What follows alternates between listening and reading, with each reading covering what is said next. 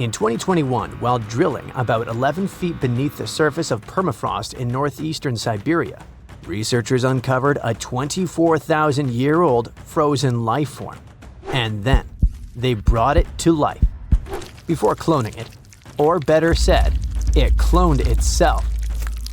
This might sound like the beginning of a sinister horror story, but don't worry, it's actually quite the opposite. What scientists unearthed was a microscopic frozen organism that could fundamentally reshape what we think about evolution and survival. The uncovered tiny creatures are called bdelloid rotifers, microscopic animals with little wheel-like mouths that they use both for moving and feeding. They were first discovered in 1696 and are fairly common in freshwater environments around the world, with a few saltwater species. They might seem unremarkable, but scientists have been studying them since early microscopes made it possible to actually see them. Because even though there are only a few dozen microns wide, they're surprisingly complex, with brains, guts, muscles, and reproductive systems. Could it be that within that complexity lies the secret to ultimate resilience, maybe even for us humans? Let's break it down. These creatures are extremophiles. That means they can survive being completely drained of water at any point in their life cycle, then lie dormant until rehydrated. But that's not all. They can also persevere through some of the harshest conditions on Earth, or in outer space, or even being stuck in the Siberian permafrost wasteland for tens of thousands of years. This is possible because they can enter cryptobiosis, a condition where organisms pause their metabolism and become nearly inactive. It may sound sciencey, but actually, some of the everyday products we eat are stored in a fridge thanks to this phenomenon. Take yeast, for example. Live yeast cells are surrounded by a protective layer made of dead cells and some nutrients. You can keep yeast at room temperature, but if cryptobiosis comes into play, in the form of your fridge or freezer, it stores much better and longer. During cryptobiosis, rotifers accumulate protective compounds like chaperone proteins, which help them repair and recover once favorable conditions return. Chaperone proteins are like tiny bodyguards. Their job is to keep other proteins in the cell from falling apart under pressure. When the body is stressed, whether from heat, cold, toxins, dehydration, or just the natural aging process, the proteins inside our cells can start to misfold. Proteins need to be folded into very specific shapes to function properly, and when that structure breaks down, they become useless, or worse, harmful. Misfolded proteins can pile up and interfere with normal cell function. In some cases, they clump together in ways that poison the cell. This kind of damage is even linked to serious health conditions. So, if rotifers have developed powerful proteins that prevent cellular chaos even under extreme conditions, could we use them to protect human cells from diseases and aging? By analyzing the age of the ice they were found in, scientists figured out that these frozen rotifers were at least 24,000 years old. That's a huge leap from earlier studies, which showed they could survive frozen for only about 10 years. Now that's what you call record-breaking. This period of Earth's history is known as the Late Pleistocene Epoch, a time dominated by the Ice Age, which means these invertebrates were lying dormant when Manny and Sid were having their adventure while roaming the icy landscapes, along with saber-toothed cats and giant ground sloths. Fun fact: although animated movies like Ice Age show woolly mammoths as huge, towering giants, they were actually about the same size and weight as today's average African elephant. Nature and evolution can be so cruel, yet fascinatingly unpredictable. Massive, menacing beasts that came from the Ice Age couldn't survive it, yet something tiny and weird, like a bdelloid, could. But regarding our unfrozen creature, after the soil thawed, the organism didn't just begin moving again, it also started reproducing. This is thanks to an ability called parthenogenesis, a specific form of reproduction in which embryos develop from unfertilized eggs, allowing them to reproduce independently. It really is like cloning, but it happens naturally. Many organisms, such as certain insects, reptiles, and even some birds, are capable of parthenogenesis, at least under specific conditions. For example, in honeybees, males develop from unfertilized eggs through parthenogenesis, making them genetic copies of their mother. However, parthenogenesis is often seen as an evolutionary disadvantage because it limits genetic diversity, meaning that most species that reproduce this way eventually face extinction. Despite this, bdelloid rotifers have diversified into over 450 distinct species over millions of years, which is extremely rare. Scientists believe their survival comes down to a few evolutionary adaptations. They can pause their metabolism through cryptobiosis, repair their DNA with specialized proteins, and even borrow useful genes from other organisms using a process called horizontal gene transfer. Unlike most animals, which rely solely on inherited DNA, these organisms can steal genetic material from bacteria, fungi, and even plants, splicing foreign genes into their genome to gain new survival traits. Some studies have shown that up to 10% of their active genome comes from foreign DNA. This could explain their extraordinary resilience. They borrow genes for stress resistance, toxin breakdown, or radiation repair, essentially patching and upgrading their DNA in real time. It's not like the Mind Flayer from Stranger Things, where the creature absorbs another organism to improve itself and grow. It's more like a spy stealing a blueprint from a rival lab to learn its secrets. When cells rupture, for example, when bacteria die nearby, bdelloids scoop up loose DNA fragments and integrate them into their own genome. Interestingly, the usual expected lifespan of bdelloid rotifers under normal circumstances is only 2 weeks. The soil sample that contained these rotifers also held nematodes or roundworms, another group of tiny survivors already known to withstand tens of thousands of years icebound. This isn't just limited to microscopic animals. Researchers have successfully regrown Antarctic moss and entire campion plants from seeds and samples frozen for hundreds or even thousands of years. In 2016, a team of Japanese scientists brought tardigrades, or simply water bears, back to life after 30 years in cryptobiosis. Tardigrades are even more impressive because they can live in a suspended state for up to 30 years, without food or water, and with temperature swings from deep freeze to 300 degrees Fahrenheit. These guys can also endure crushing deep-sea pressures, vacuum, microgravity, and intense radiation of space. Remember when we said earlier that these species can survive the harshest conditions on Earth and beyond? It wasn't an exaggeration, and now you understand why. And it's exactly why NASA and its partners sent water bears and bdelloid rotifers into orbit. They've even been aboard the ISS, helping scientists understand how these animals handle microgravity, radiation, and stress. Not only that, but in 2007, the European Space Agency launched a bunch of tardigrades into low Earth orbit, completely exposed. No suit, no shield, floating in a vacuum. They were blasted by cosmic radiation, UV light 1,000 times stronger than what hits Earth's surface, and temperatures near absolute zero. And when they came back, most of them woke up and reproduced despite the harsh conditions they were exposed to.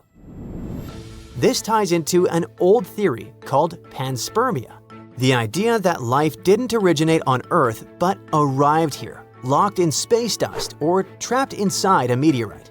Before, maybe it sounded like a fringe science, but when organisms can brush off cosmic radiation, then it doesn't seem so far-fetched, does it?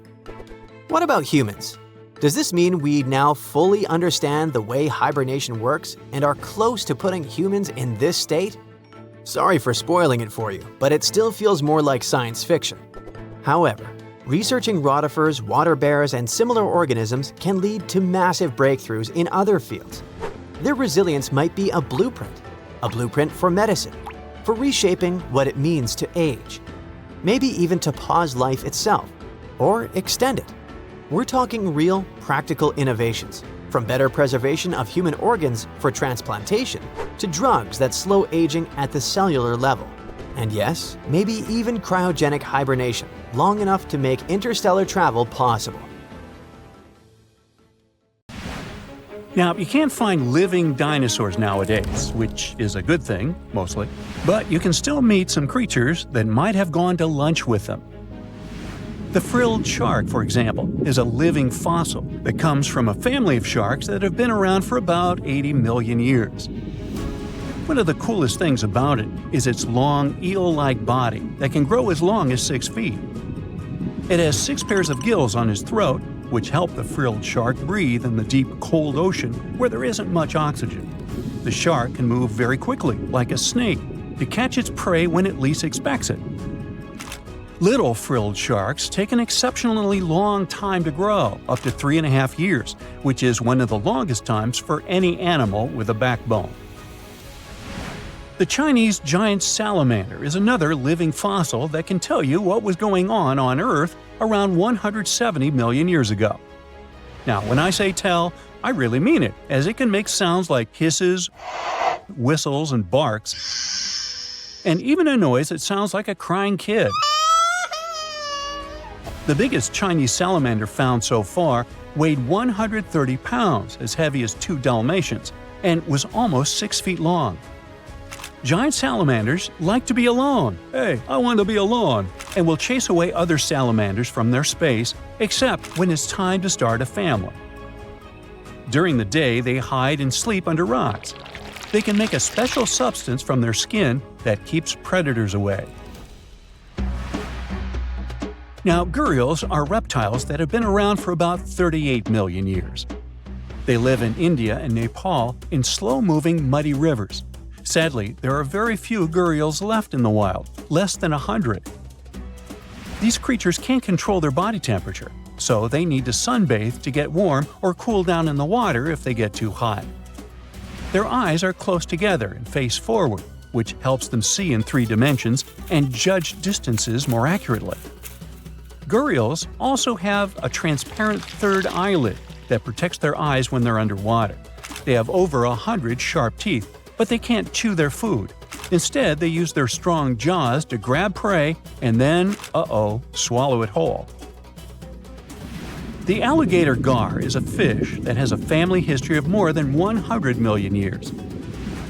It still has some cool features from ancient times, like being able to breathe both air and water.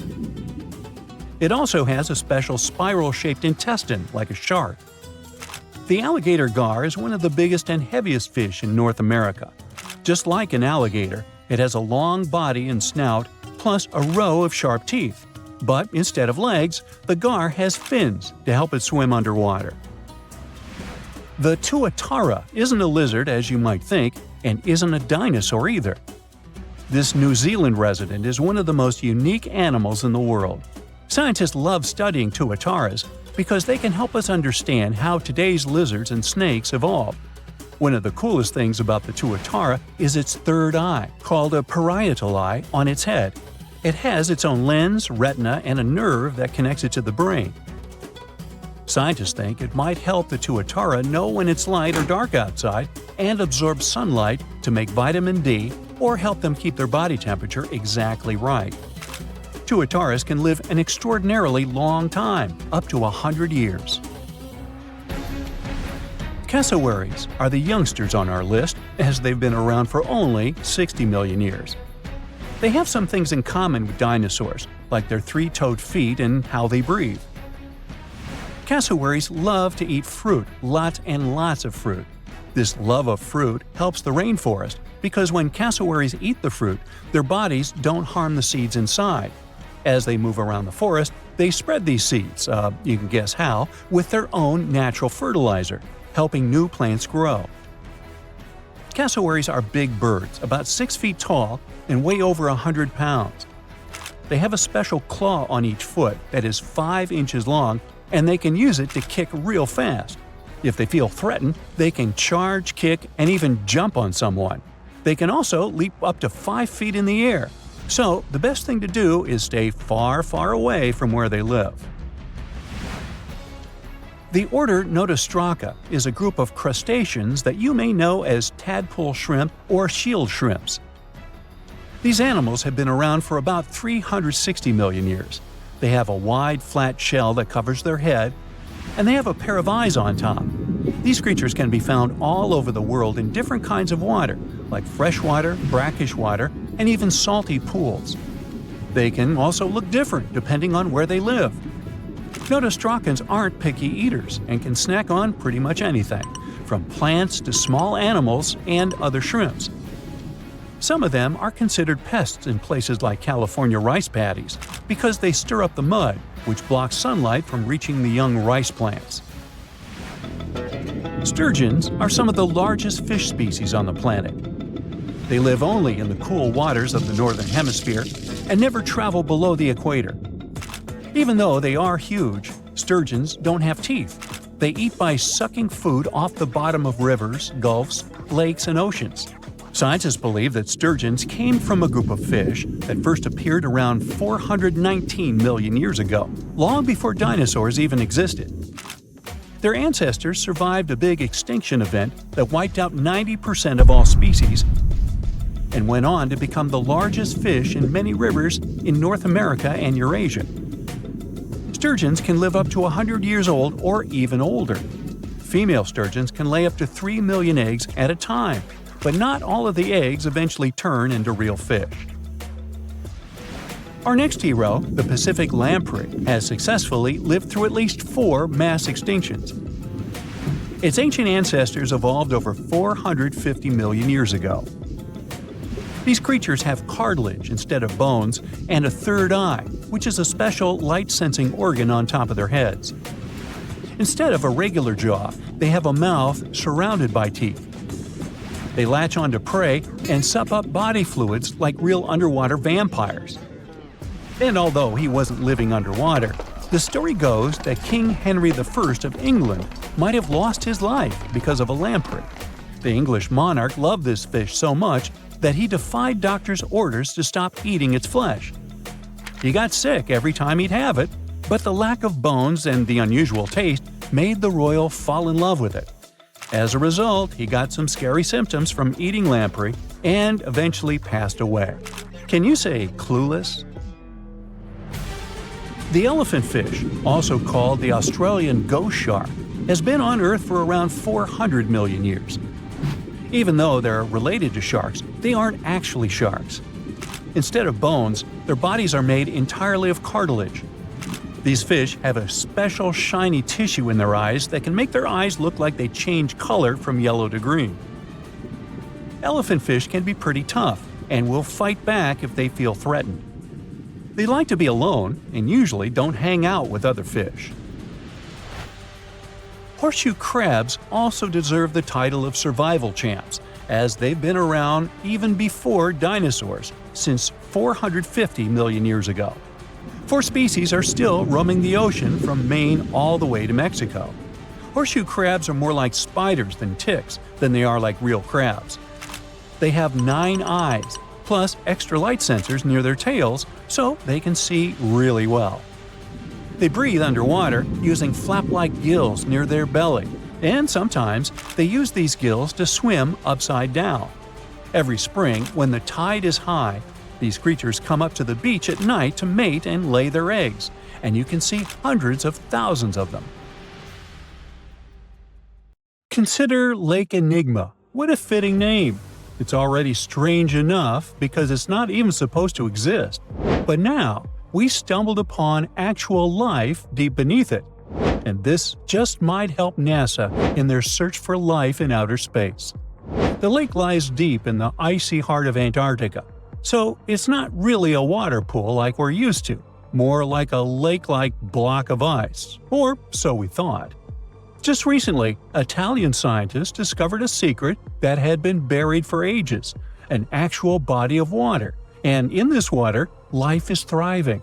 Various microorganisms, and even some weird little hunters.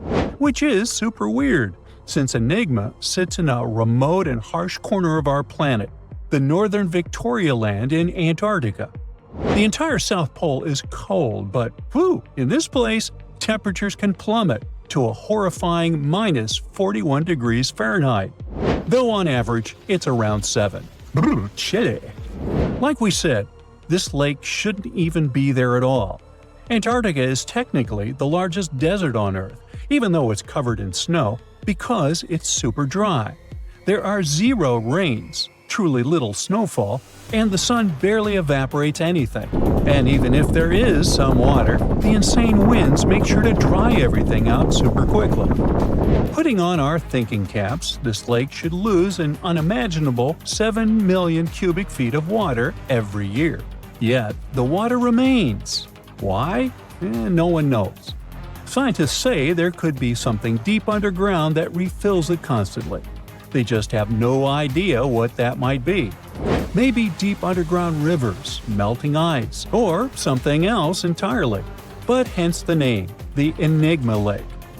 The block of ice we mentioned is permanent and super thick, at least 36 feet of it, and that's higher than a 3-story building. So researchers decided to check out if there's anything beneath it. They used a so-called ground-penetrating radar, a super smart echo detector for the ground. This radar sends invisible radio waves into the Earth. When they hit something underground, like rocks, water, or anything else, they bounce back to the device. By measuring how long it takes for the signal to return and how strong they are, we can determine the distance and what exactly the radar hit. That's how animals like bats, whales, and dolphins can see underwater. And we humans stole this cool nature idea to research buried structures and hidden caves. Scientists used this device all over the Enigma surface. This way, they were able to create an entire map of this under-ice world beneath. The water itself wasn't surprising. It's the unique ecosystem in it that shocked them. Unfortunately, no secret monsters or extraterrestrial secrets this time. But there are microorganisms there that may not exist anywhere else on Earth. Somehow, these creatures have managed to survive in complete isolation and extreme cold. It's not that we don't know these microorganisms, we've met them before, just not exactly like this.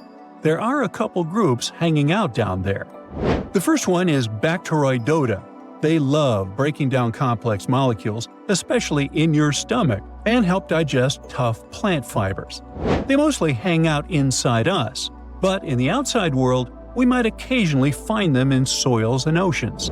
Then Actinobacteriota, genius chemists among bacteria. They decompose organic materials and help the soil get healthier.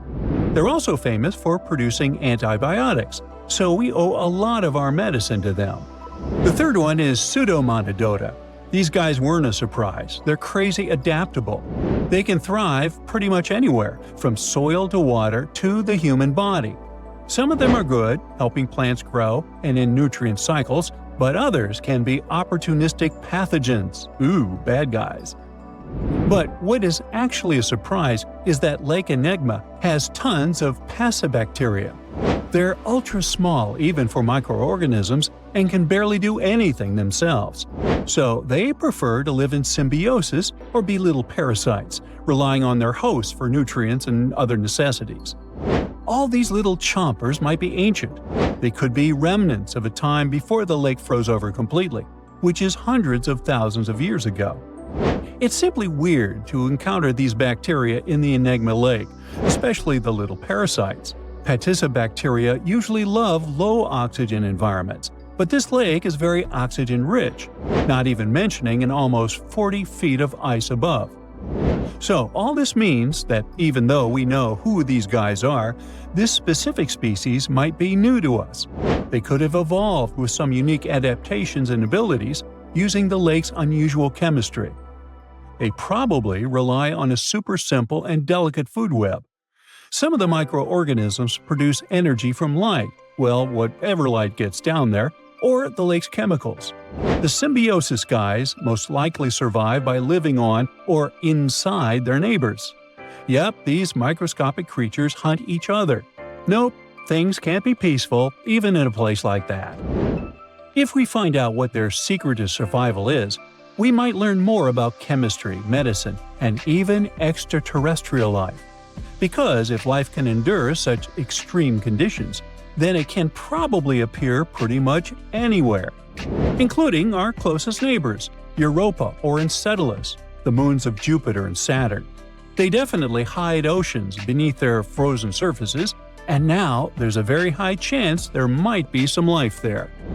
Antarctica must be the closest thing we have to extraterrestrial exploration before we actually land on other planets.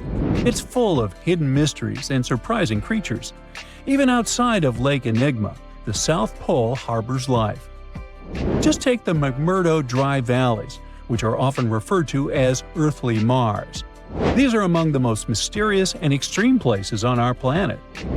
They're stretching across Victoria Land in Antarctica, and this is one of the driest places on Earth. Makes sense if you remember the name. Surprisingly, unlike other parts of the South Pole, this land is almost entirely devoid of snow and ice, just lots of super cold ground. There might even be some sand dunes nestled here and there between the rugged mountains. The ground is mostly covered in loose gravel, scattered with ancient rocks made of granite, and something interesting called gneiss, just spelled differently. It's the type of rock that's been through a lot, literally. It's usually born when granite and sedimentary rocks have to endure insane pressure or horrifying heat for a while, a process called metamorphism. These conditions are so intense that they literally rearrange the minerals into layers. That's why gneiss has such beautiful foliated looks.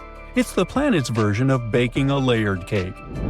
It's amazing because this place is almost exactly the way it was millions of years ago. These valleys are frozen in time, and they give us a little glimpse into Earth's distant past. And that includes life. Once again, local winds are absolutely terrifying gusts of cold air racing downhill, and they evaporate snow faster than it can even melt. So, logically, you shouldn't find much water here, not even mentioning life. But somehow, you can still stumble across frozen lakes and saline ponds in the dry valleys. And local life stretches all reason and our understanding of biology. It exists inside the rocks themselves. Microorganisms are hidden in slightly moist cracks and crevices. Deep inside, there's endolithic bacteria. These guys are super chill. Instead of moving around like other microorganisms, they always stay put inside their little rocky homes. How do they survive? Through photosynthesis. Just like plants, they take teeny tiny parts of light that gets in crevices and acts like little solar panels, getting energy from the sun. Meanwhile, in another place, beneath the Taylor Glacier, there's bacteria that literally doesn't eat anything. Not comfort, not sunlight, not even oxygen. These guys rely on a diet of dusty rocks and sulfur to fuel their weird metabolisms. By breaking down sulfur and iron, they get energy to sustain themselves. This way, they easily survive in deep seas at sub-freezing temperatures, completely cut off from sunlight, oxygen, and the world itself. This place is fascinating for both its life and the lack of it. In some parts of the valleys, like University Valley, yes, that's what it's called, the permafrost is so harsh that no microbes were found at all. This might be one of the only places on Earth where life appears to be completely absent, a quite scary idea. Anyway, now scientists are thinking about learning more about Lake Enigma and drilling this Mars-like environment. Exactly for that reason, to see how we could get samples from Mars in the future. In 1952, an Air Force plane called C-124 Globemaster II crashed into a big mountain while flying from Washington to Alaska. Sadly, everyone on board, 52 people in total, didn't make it. The bad weather at the time made it hard to find the crash site, and even later, any attempts to locate it failed. But in 2012, a helicopter crew doing a training mission spotted the pieces of the crashed plane on a glacier called Colony Glacier in Alaska. They started looking for more pieces and confirmed it was indeed the missing plane. Since then, every summer for about a decade, different military groups have been helping in an operation called Colony Glacier. They've managed to identify 40 out of the 52 people whose lives were lost in the crash. The soldiers taking part in this mission take their promise seriously to never leave a fallen comrade behind. They believe it's their duty to bring back those who didn't make it. Another discovery comes from the Alps. In 1991, some hikers exploring the picturesque Alps stumbled upon a human body. It was half frozen in ice at the top of a mountain pass between Italy and Austria. At first, the local police thought it might be a mountaineering accident, but in a few weeks, archaeologists started claiming that this guy might have lived more than 5,000 years ago. They eventually gave the frozen fellow the nickname Ötzi. He was named after the nearby Ötztal Valley. He's become quite famous as the oldest ice mummy on record. Ötzi's frozen state might not be as unique as we thought, and that's where things get really cool. Archaeologists have another theory. See, at first, everyone was convinced that Ötzi marked the start of a cooler period because he had been frozen in the ice without any interruptions since he had lost his life. Yet, over the past few decades, glaciers and ice patches worldwide have been melting away like ice cream on a hot summer day. Not just Ötzi, but other ancient relics like bodies, hunting gear, horse droppings, and even ancient skis started to appear. So, archaeologists say there are similar sites. They found quite a few, and they all fit perfectly into this growing field of glacial archaeology. It seems like as the world warms up, it will show even more ancient secrets from the deep freeze. Moving on to another amazing discovery. In 2018, William Taylor and Nick Jarman were exploring the snowy slopes of Mongolia's Altai Mountains. They found an ancient treasure trove hidden in the ice. Inside the trove, they found a well-preserved 3,000-year-old arrow shaft adorned with ochre markings. It was in pristine condition, a rarity for organic items that old. They found other items too, like a bronze arrowhead with bits of animal sinew still attached. All of these relics had been untouched for hundreds of years, since they had been locked in the ice. In Mongolia, rising temperatures have melted ice patches that remained frozen for centuries.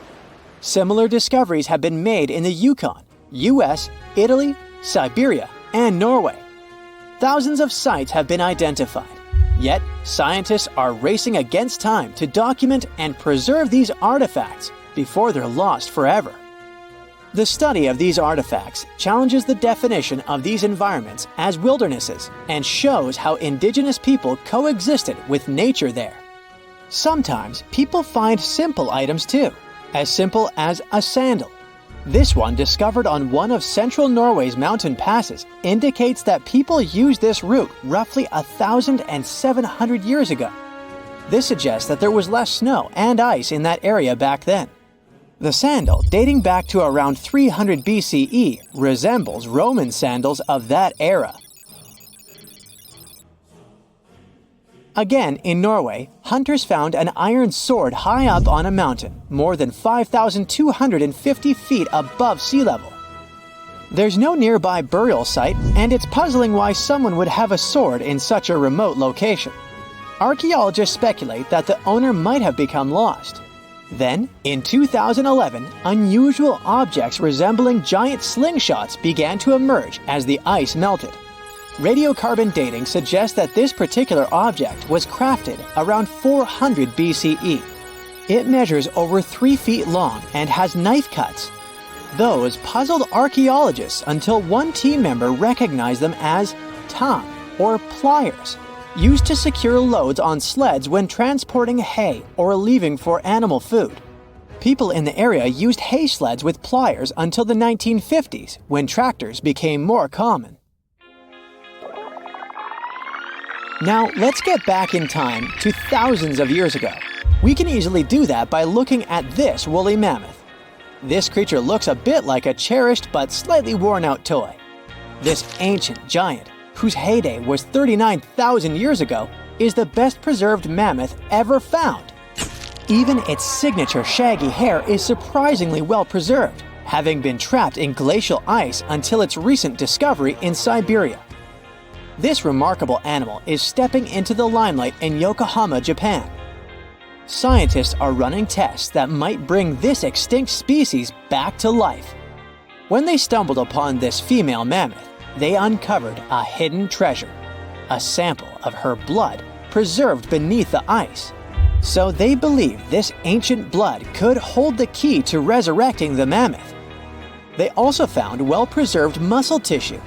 She was between 50 and 60 years old when she met her icy fate. The discovery of mammoth blood has reignited debates about the ethics of bringing back extinct creatures, like in Jurassic Park.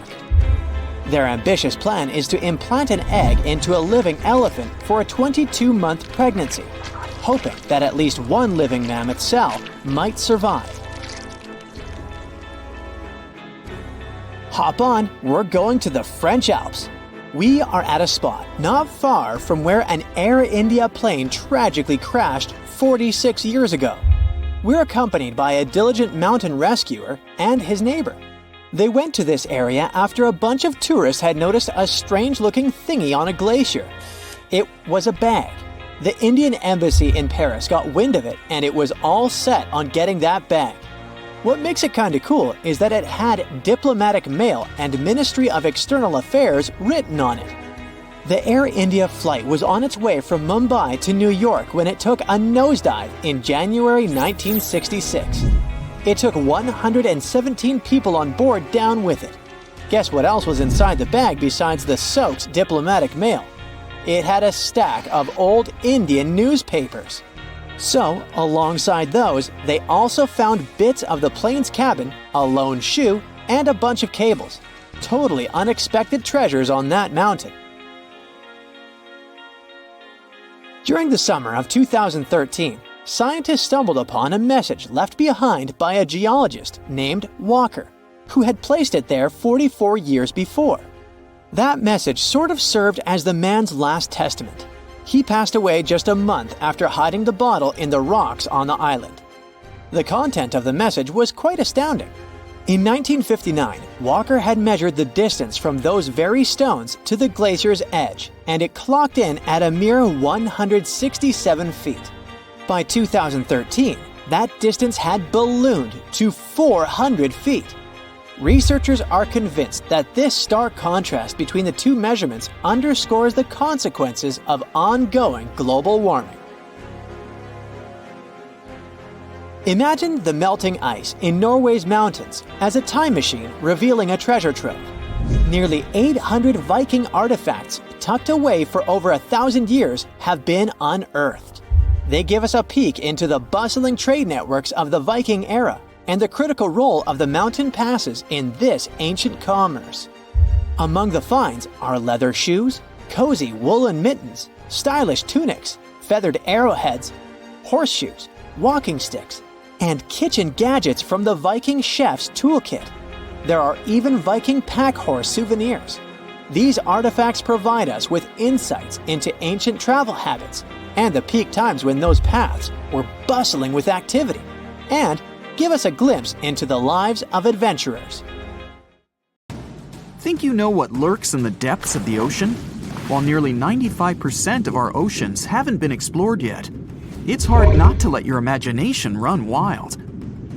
But thanks to brave explorers, deep-sea cameras, and awesome archaeologists, we do know about some pretty incredible sea creatures living in our waters today, and millions of years ago. From the 9-foot spider crab to the 60-foot prehistoric megalodon, these sea dwellers come in all shapes and sizes. But let's focus on sea creatures famous for their huge size. Can you guess which living species of whale is the largest? Well, it's not the orca, but that's a good guess. The orca is a toothed whale that can grow to anywhere from 23 feet to 32 feet, which is slightly smaller than a school bus. How about the narwhal? Nope, they're not the biggest either. These unicorns of the sea live mainly in Arctic waters and only grow 13 feet to 20 feet in length, and that's including their 9-foot tusk. Tired of guessing? Okay, I give in. The largest whale that still exists today is the blue whale. At a jaw-dropping 82 feet to 105 feet, the blue whale is not only the biggest whale we know of, but is currently the largest animal to have ever lived on Earth. Seriously. These animals are bigger than a T-Rex, and even the prehistoric megalodon. If you were to put a blue whale next to a school bus, it would look like it could swallow it. Think about that. According to National Geographic, a blue whale's tongue can weigh the same as an elephant. And their hearts can weigh as much as a car. That doesn't even sound possible. It's no wonder these giants need to eat about 4 tons of krill every day. While there aren't too many animals living today that can compete with the blue whale's epic proportions, there is an entirely different species that is a good contender, and it's not quite what you would expect. It's a jellyfish. No, I'm not talking about the little jellyfish that wash up on the shore and ruin a perfectly good day at the beach. I'm referring to the lion's mane jellyfish, the biggest jellyfish around. This invertebrate can grow up to 120 feet long. They also come in different gorgeous colors like red, purple, or even shades of orange. As if their length wasn't impressive, the lion's mane jellyfish boast a whopping 8 sets of 70 to 150 tentacles. That means they can have up to 1,200 in total. And here's the giant oceanic manta ray, the largest type of ray in the world. Their wingspan can be longer than a bus. These guys can reach 30 feet in length. They also have the biggest brain compared to body size among all fish. Unlike their stingray cousins, mantas don't have venomous tails. And while the lion's mane jellyfish and the blue whale are yet to be beaten for the longest sea creature, there is one marine creature that can grow even larger in length. The Portuguese Physalia physalis, tentacles and all, can reach a length of 165 feet long, and that's according to mentalfloss.com. While this thing may look a lot like a jellyfish, it's actually known as a siphonophore, and there are hundreds and sometimes thousands of them that are genetically identical. Their long tentacles help the organism catch prey, and its sting is fatal to most animals, even humans in some cases. What's even creepier is that if one of the tentacles comes off the organism for whatever reason, it can float around the water for days before decomposing. Even if it's detached, this tentacle can still sting you. But don't go running out of the ocean just yet. Your chances of being hurt by a Portuguese Physalia physalis sting are pretty slim. However, if you do get stung, the side effects aren't pretty, with welts, stomach cramps, an elevated heart rate, and an upset stomach. While you don't want to go anywhere near these long creatures, they sure are pretty to look at. Check out all those colors. The Shastasaurus is the biggest marine reptile that has ever existed. These predators lived during the late Triassic period, about 210 million years ago. These amazing giants could reach lengths of up to 69 feet and weighed more than 75 tons. This made the Shastasaurus as heavy as a blue whale. And if you could stand this creature up vertically, it'd be as tall as a 7-story building. Despite appearances, the Shastasaurus was actually pretty slim for its size. Its ribcage was only 6 feet across. You'd think that this big guy was chowing down on other dinosaurs, but that's not the case at all. This reptile survived on a diet that consisted of small fish and cephalopods, like octopuses and squids. The Albertonectes is a bright representative of the plesiosaur family, meaning that this marine reptile had a small head on an incredibly long neck and large flipper-like limbs that helped it move through the water. These creatures occupied the seas around North America 76 to 70 million years ago. The length of this sea monster could reach 38 feet, with its neck taking up 23 feet of that length. Its neck was a true record breaker. It had a whopping 76 bones in it.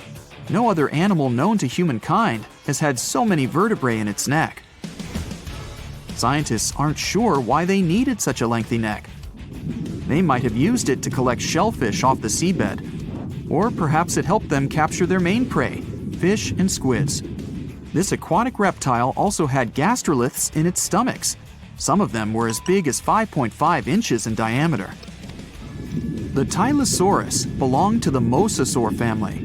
It dominated the shallow seas of North America about 85 to 80 million years ago. This was an enormous predator, with the biggest representatives reaching 45 feet in length.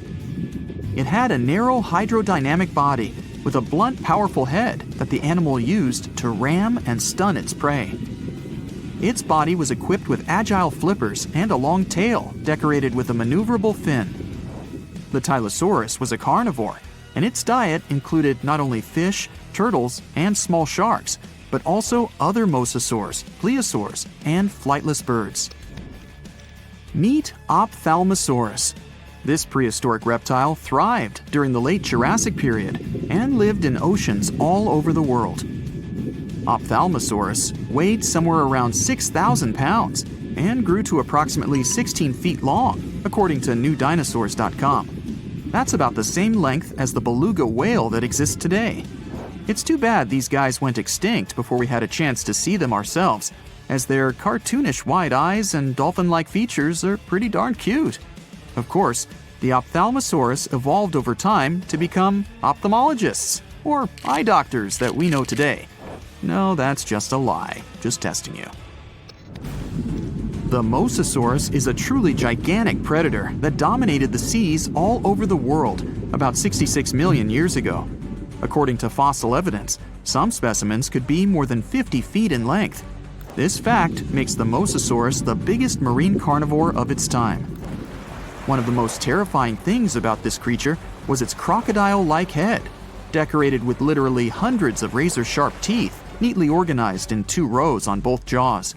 The thing is that it was pretty challenging for the Mosasaurus to grab its prey in the water. That's why it had all these teeth, plus something special: pterygoid teeth anchored to the bones on the roof of its mouth. This made hunting and holding onto its prey much easier. The Styxosaurus belonged to the plesiosaur family and lived during the late Cretaceous period, around 85 to 70 million years ago. Upon first glance at this dinosaur, you might mistake it for a sea snake, and it'd be an honest mistake. Styxosauruses were about 35 feet in length, but over 16 feet of that consisted just of their long snake-like neck. They had a comparatively small body and weighed approximately 4 tons. Their mouths were full of razor-sharp cone-shaped teeth that they used to catch fish. They didn't need to chew their prey, thanks to the 200 small stones called gastroliths in their bellies that probably aided in digestion. At the same time, some scientists believe that the Styxosaurus used these stones to sink to the ocean bottom in search of particular types of fish. Looks kinda like Nessie to me. In a frosty Canadian park, hidden deep beneath layers of thick ice, scientists discovered a bizarre skeleton they named the Frozen Dragon. The skeleton had been in the frozen ice for millions of years. It took experts decades to work out the species of this strange fossil. It was identified as a new genus of pterosaur. Pterosaurs were massive flying reptiles with wingspans of over 16 feet. Their heads were 3.5 times the size of their bodies. Pterosaurs lived 76 million years ago when they soared above the dinosaurs. Scientists described them as the biggest, meanest, and most bizarre animals that ever flew.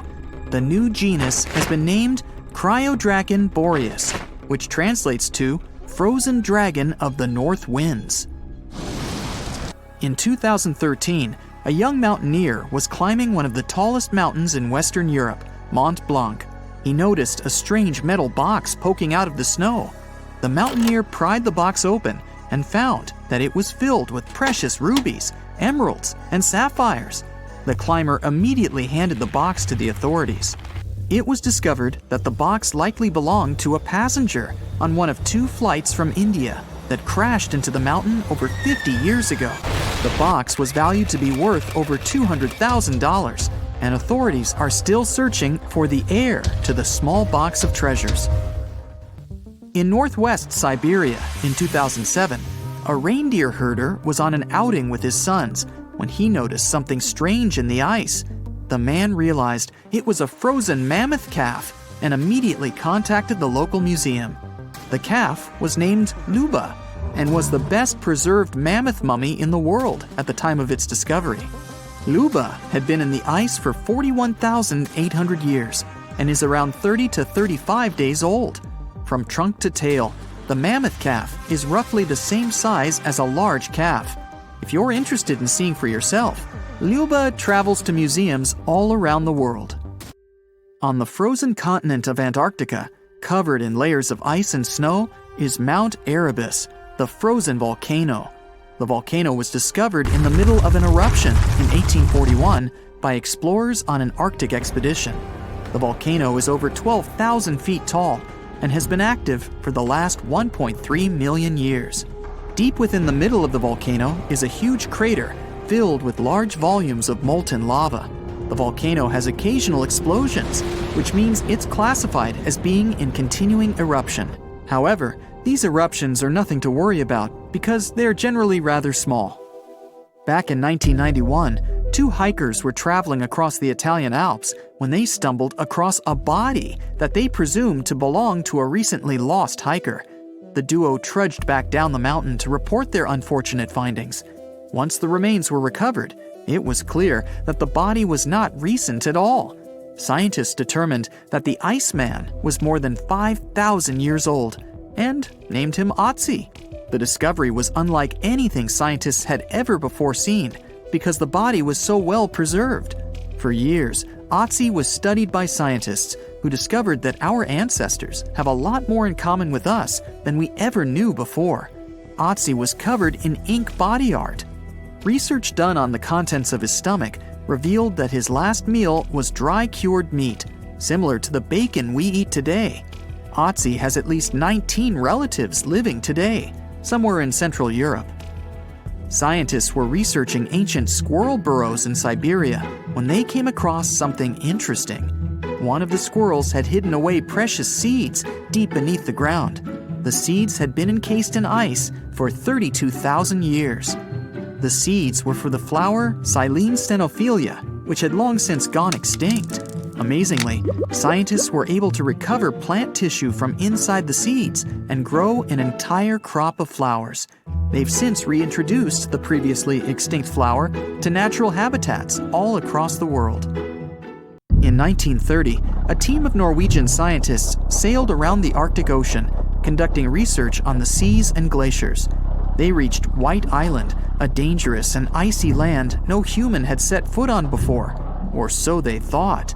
The scientists were shocked to discover the tip of a small boat sticking out of the snow. Frozen inside the boat, they found scientific equipment and various personal items, including a jacket monogrammed S.A. Undre. They had discovered the wreck of the famous Undre Arctic balloon expedition. In 1897, Swedish explorers, led by Undre, attempted to travel to the North Pole by hydrogen balloon. No one had ever heard from them ever again. People only found out what happened to them when the wreck was discovered 33 years later.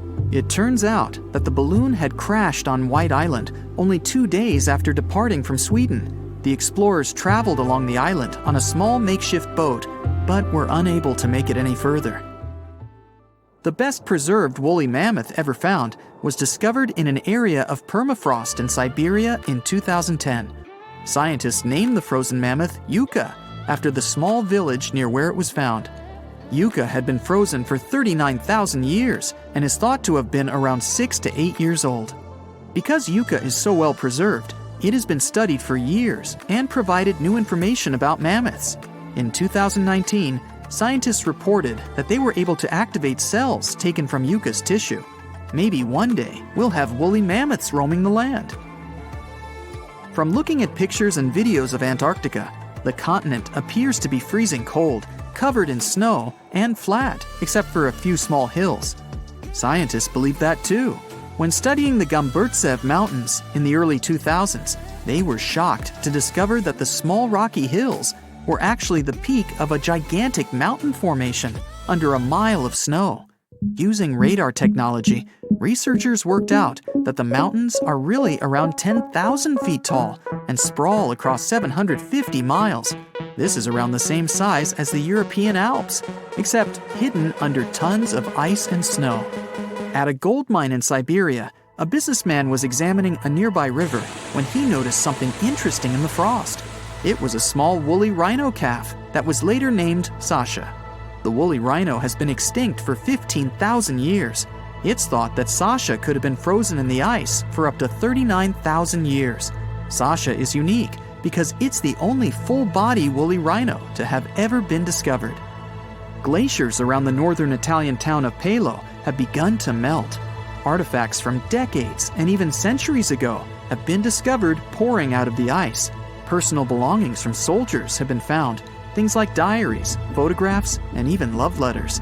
Historians have even uncovered an entire cabin preserved beneath the ice. The cabin was filled with hard metal helmets and clothes.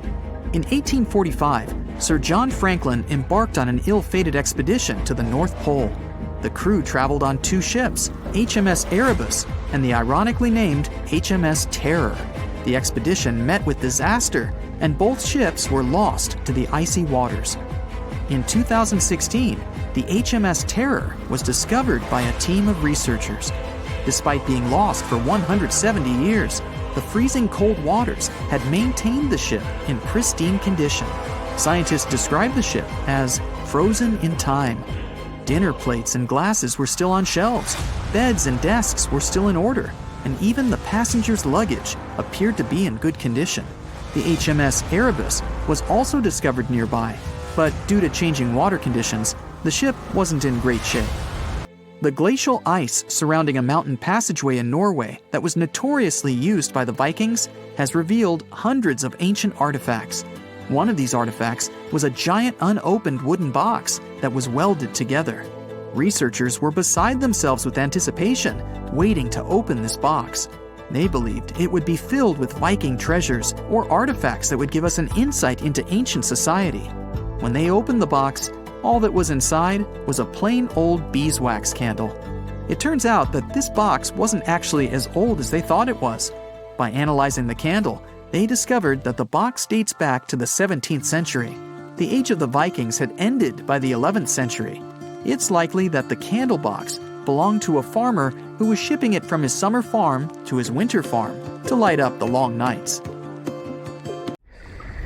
If you could dive right into the mysterious darkness of the ocean depths, who knows what you'd come upon? Legends that are hundreds of years old mention some giant sea monsters hiding deep down below the ocean waves, like the Kraken, the Loch Ness Monster, the Hydra, Leviathan, and so many more.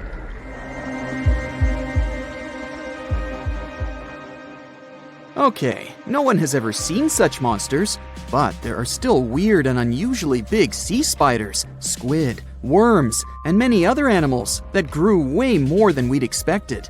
Take a look at the colossal squid from sub-Antarctic waters. It's around 14 times longer than the arrow squid that lives near New Zealand. And deep down in the Pacific Ocean, there's a sea sponge as big as a minivan. Oceans contain about 96.5% of all water on our planet. Up to 80% of all life on Earth we've discovered is under the oceanic waves. We haven't explored, mapped, or even seen more than 80% of the ocean. In fact, we've mapped Mars better than we have the ocean bottom. The pressure down there is insane, and it would make you feel like you're holding up almost 50 jumbo jets. And temperatures at such depths are extremely low. Conditions deep below the oceanic surface are harsh, so creatures that live there need to adjust. That's why many of them grew very, very big to survive. Creatures that live in cold, dark depths are so big because of a phenomenon called deep sea gigantism. The deeper you go below the oceanic surface, the less sunlight there is. That's why the temperatures drastically fall. The result of this is increased cell size and longer life of creatures. Also, these creatures don't have as much oxygen as the marine animals that live in shallower parts, and their food sources are minimal. Much of the food they get comes from shallower waters, and only a little bit trickles down to the deeper parts. And when there's not enough food, being large is an advantage. Larger creatures can move farther and faster to find something to eat. Their metabolism works slower. They don't digest the food that fast, so they can store food and conserve energy for hard times when they can't find anything to eat. They don't need to regulate their body temperature either, which also helps them save some energy, which they can then transfer to other body processes. They mature more slowly and later than those living in shallow waters. The majority of fish species that dwell in deep waters live 30 years or even more. Orange roughy fish, on the other hand, live up to 150 years. This fella grows 24 feet in length and weighs up to 1.5 tons. But it grows to be so big for centuries. They start looking for partners when they're 150 years old, and they can also live this long because there are not so many predators at such depths. Also, there are no humans or other things that can disturb them or endanger their existence. At such depths, the environment is pretty stable, so many animals there are like living fossils because they probably haven't changed in millions of years. The first 650 feet of the ocean's depth are considered to be the open ocean. The majority of the marine life we've discovered lives there, since that's the area the sun can still reach. And then, as you continue going deeper, you reach the twilight zone. It seems like nothing lives there. But at about 820 feet, you see a small oasis of ancient life blooming. For example, there are sea lilies, animals that have been living at such depths unchanged for millions of years. Coelacanths, another living fossil, have been living in the ocean for more than 360 million years. Hagfish haven't changed in a very long time either, for over 300 million years. This creature lives at depths of 5,500 feet.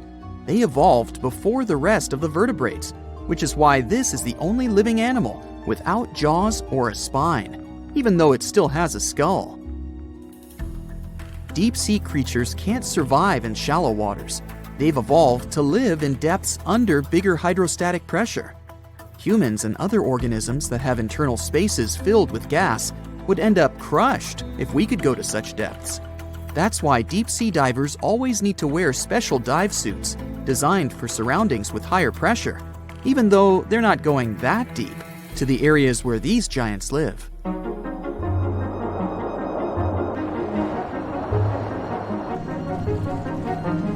But near Antarctica, you can see gigantism way closer to the surface, like giant sponges, sea slugs, sea spiders the size of a dinner plate, worms, and even some enormous single-celled organisms. They all tend to chill in shallower waters. Scientists are not sure why exactly, but they think it could have something to do with oxygen.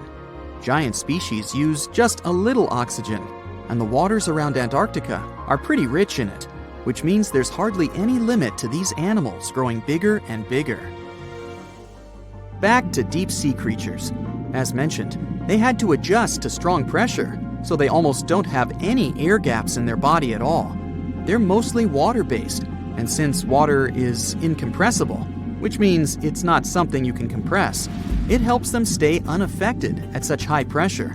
But because of all that, if they were to go up towards the surface, they'd probably swell up, maybe even explode. Just look at the blobfish, the one that takes the title of the ugliest animal in the world.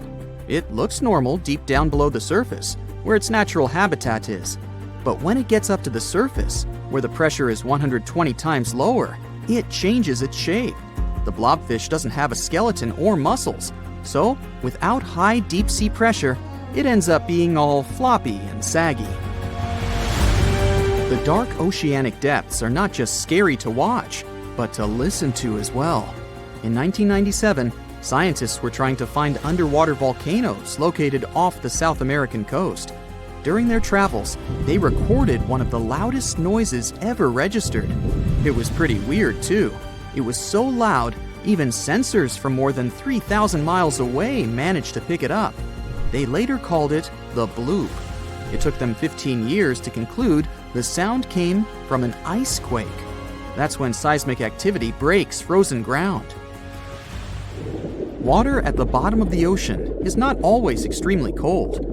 There are hydrothermal vents on the seafloor, and the water that comes out of them can be up to 750 degrees Fahrenheit. Powerful pressure, yep, the same one that would crush you, is something that doesn't allow the water to boil. There are hundreds of animal species that live near deep-sea hydrothermal vents. Some of them, such as tube worms, are not like anything we have seen before. These worms absorb chemicals from vent fluids. That's how they feed bacteria that live in them. And in return, those bacteria give them the carbon the tube worms need to survive.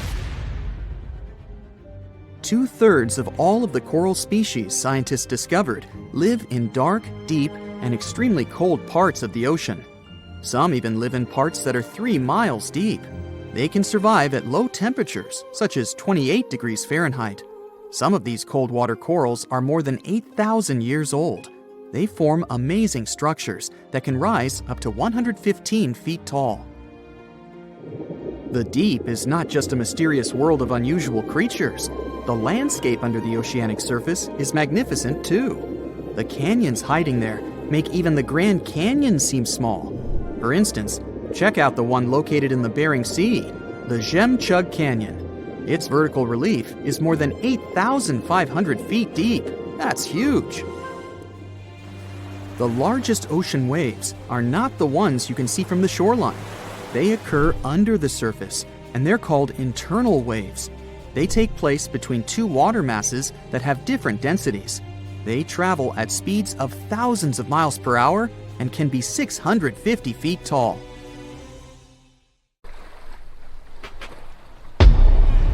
Many terrifying animals live deep beyond the waves, like this vampire squid living 3,000 feet below the surface in almost complete darkness. This animal has a cloak, like a vampire's. That's why it's called the vampire squid. Deep down at the bottom, it can't use ink to defend itself. So this animal has developed an unusual tactic. It glows slightly to scare away predators. If this tactic fails, the vampire squid can turn its body inside out, revealing tiny spikes. When you translate its scientific name, Vampiroteuthis infernalis, it literally means vampire squid from the nether. Despite its terrifying looks, it's a harmless ocean animal. This previous creature was not from space, but this object definitely is. Before Elon Musk found a way to reuse rockets, NASA would simply drop old ones after launching astronauts into space, most of the time in the ocean or deserts. In 2012, Jeff Bezos launched a mission to find the Apollo 11 rocket. They found it by using sonar, but it was in terrible condition. It was sitting on the bottom of the ocean, not far from the predicted site. They were able to rescue the engine and reconstruct 2 of them. The most famous lost city is Atlantis, but sadly, we still haven't discovered it. However, Heraklion was also just a myth until one British pilot saw something that looked like a city while flying over the Mediterranean Sea. He reported it, and 60 years later, a group of divers went there. They were shocked when they found an entire city underwater. It was loaded with artifacts that could tell us a lot about the history of the place. Now it's one of the best underwater archaeological sites in the world. It's believed that the rising sea caused the whole city to go underwater. The Titanic sank in 1912. The wreck was claimed to be officially discovered 74 years later. In reality, though, a fisherman found the Titanic 8 years earlier while fishing in the Atlantic Ocean. He was pulling out his net when he spotted a head stuck in it. Luckily, it was just a doll's head. Years later, after the fisher had passed away, his son sold the doll to a doll collector. She did a lot of digging and research on every person who had a porcelain toy on the Titanic. She found the owner of the doll. Ava Hart was on the Titanic and had a doll with her. Ava survived the catastrophe by a miracle, but her toy didn't. Hart even wrote about the doll in her journal, and every detail matched the toy found by the fisherman. The tripod fish lives deep in the abyssal zone, around 20,000 feet below the surface. It's adapted to such immense depths and uses its tripod fins to stay still on the bottom. This creature doesn't have big eyes, but even if it did, these eyes would be useless in the darkness. Instead, the tripod fish uses its fins like antennas to detect any movement in the water.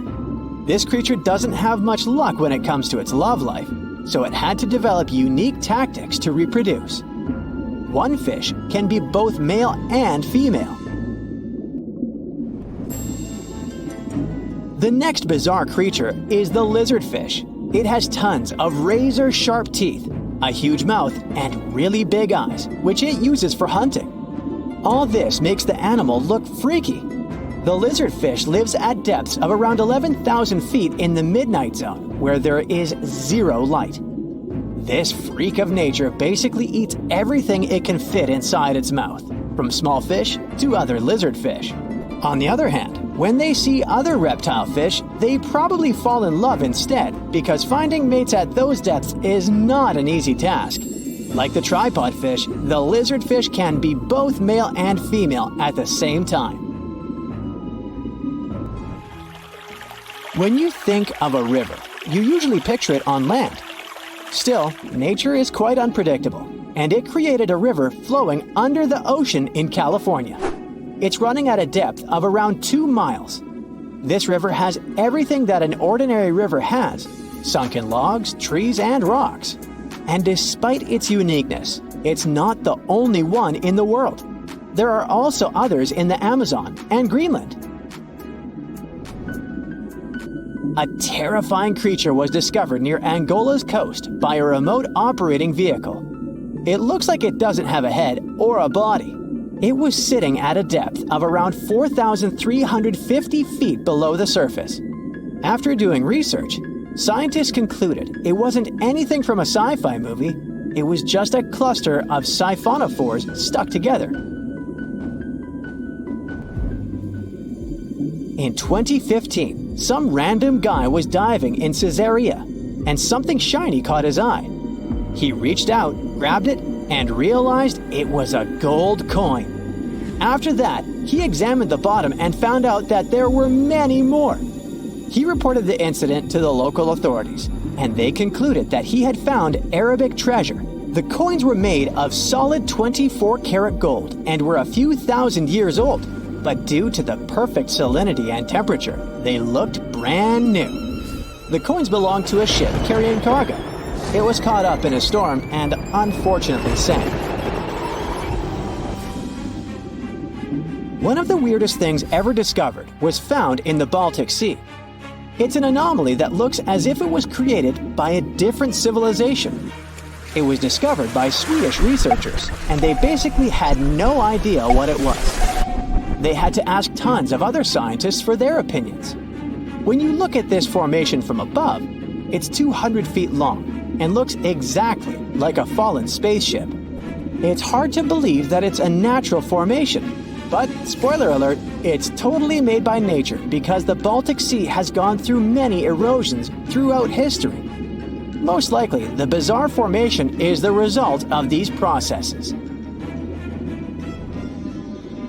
A group of divers in Madagascar were shocked when they found this 7-foot monstrosity of a knife on the seafloor. The speculation started immediately, and many said that the knife was from some giants that had fought megalodons and lived on Earth thousands and thousands of years ago. That could make a nice story, but the knife is most likely a movie prop that was lost at sea.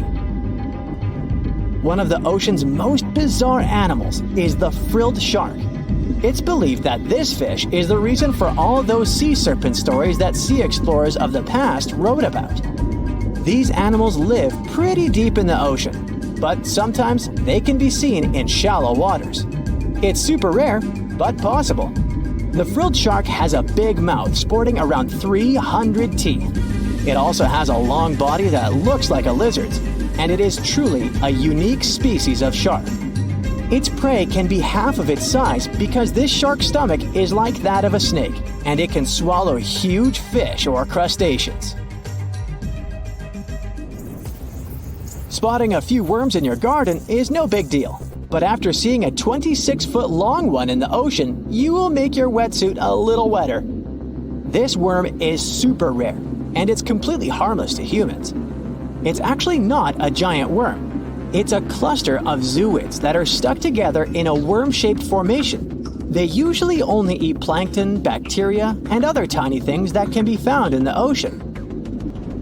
Probably the scariest thing in the ocean that is 100% real is the Magna Pinna, which can be found at crazy depths of 20,000 feet below the surface.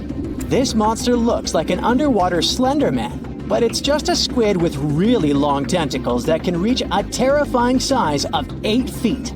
This guy has only been seen a few times, and basically, we don't know much about this creature so far. Ever since Plato wrote about the allegory of Atlantis, humanity has been fascinated with the possibility of the discovery of a thriving underwater civilization. Fancy joining me on a trip to a few historic underwater sites? Let's see what we can find out about ancient civilizations. The first one on our list is what is being called the underwater Stonehenge. Scientists have recently discovered a mysterious pile of cairns that stretch for miles under the shimmering waters of Lake Constance at the borders of Switzerland, Germany, and Austria. Archaeologists began to explore the site back in 2015, and they haven't been able to understand yet what it was actually used for.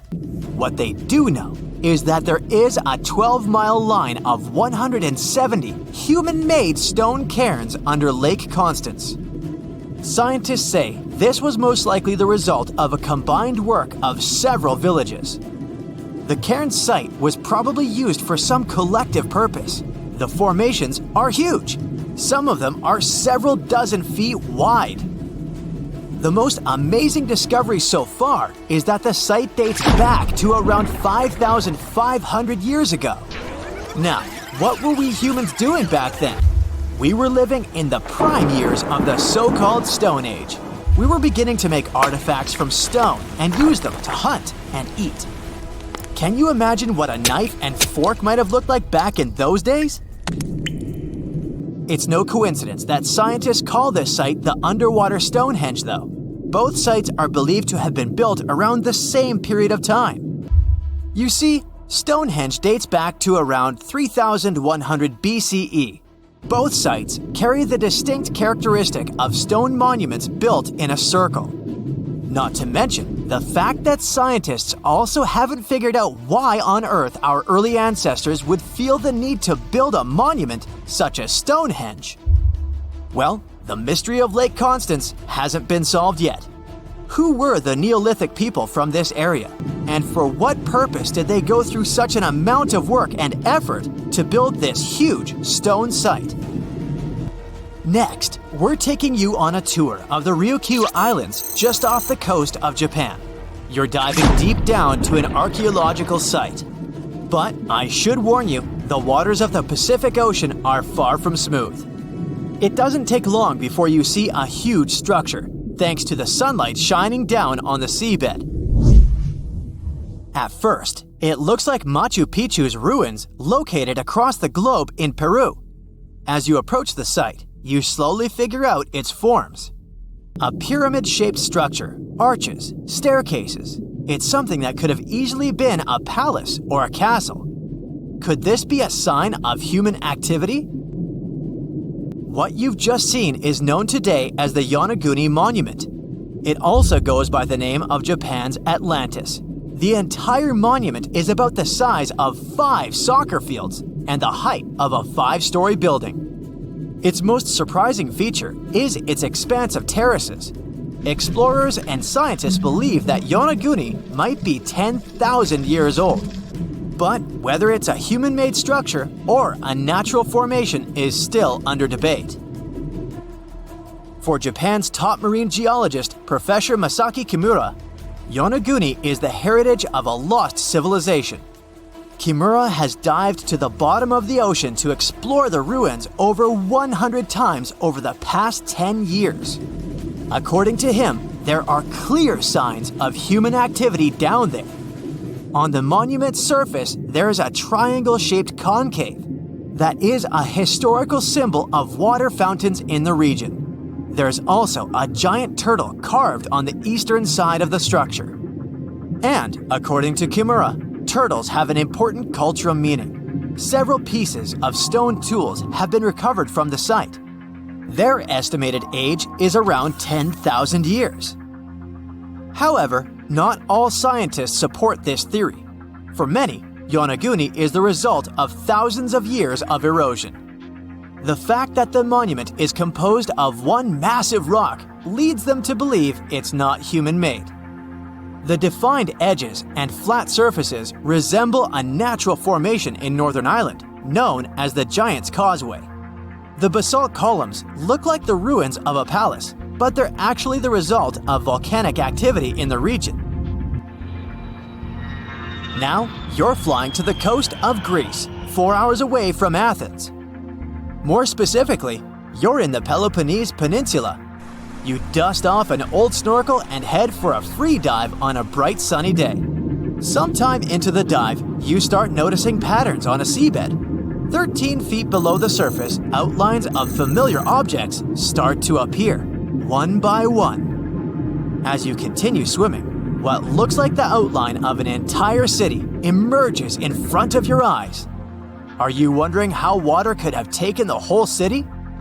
Rocks are perfectly aligned into what appears to be the foundation of a building. This is Pavlopetri, an ancient city you've probably heard about for the first time. It was discovered by Nicholas Fleming, a British oceanographer, when he was on vacation in Greece. He had heard rumors about Pavlopetri's existence and indeed found several artifacts on the seafloor. He went back to the area a year later with the team. They found a site filled with pots, storage vessels, and tools.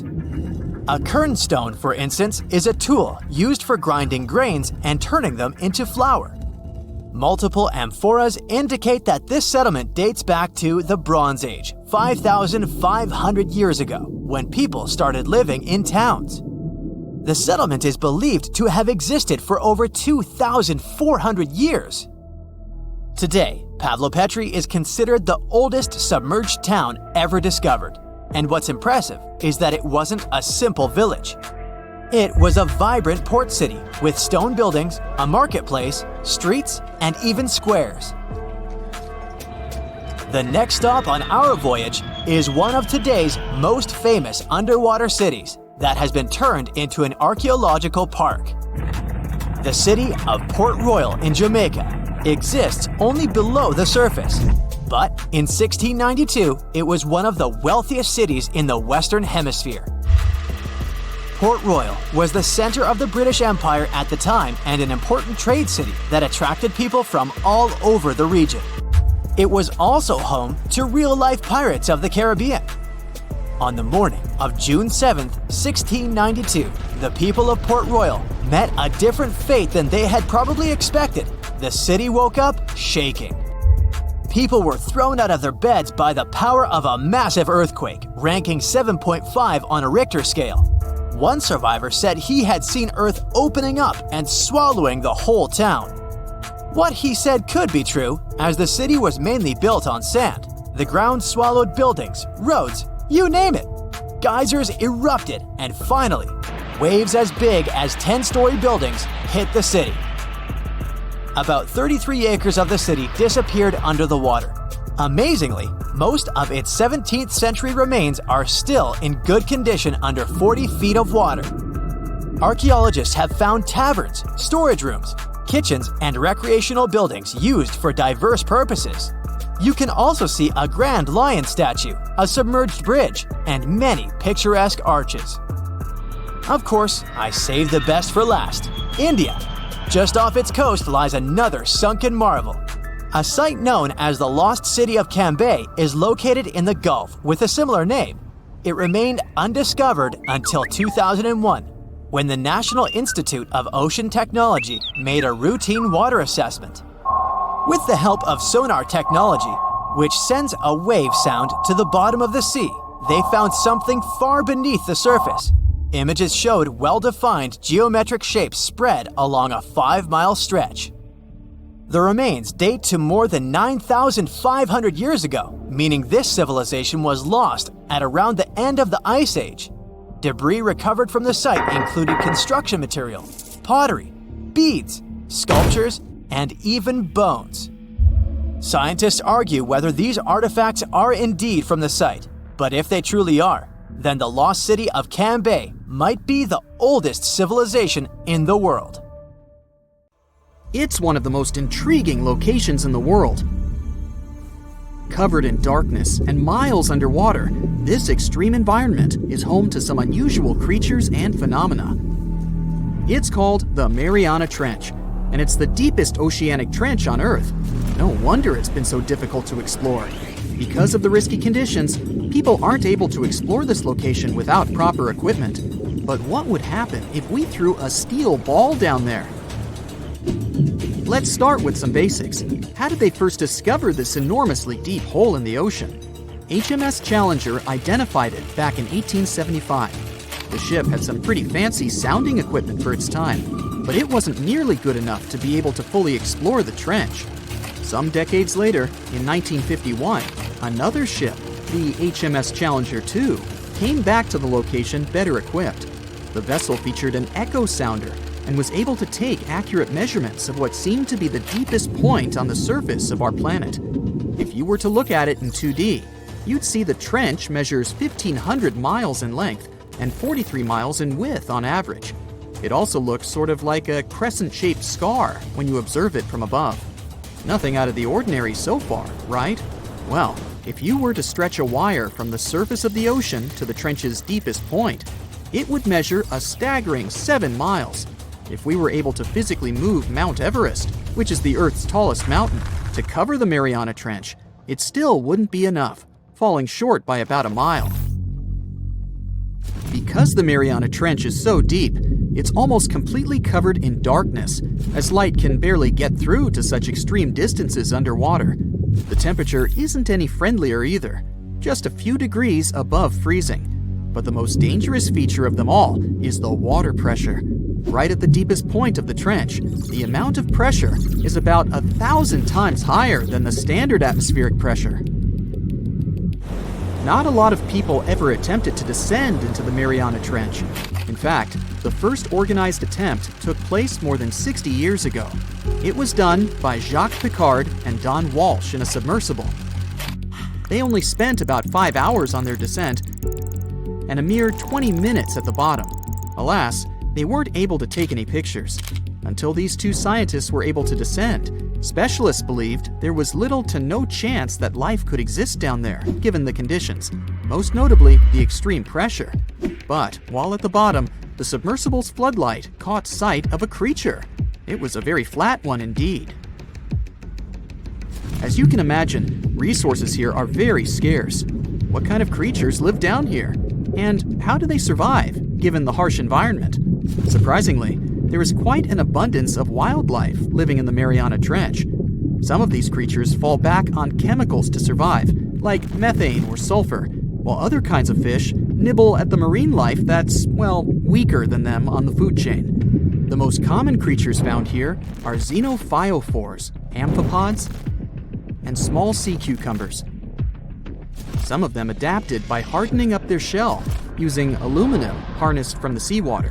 Smaller creatures, like microbes, adapted by feeding on the chemicals emitted when the seawater hits the underwater rocks.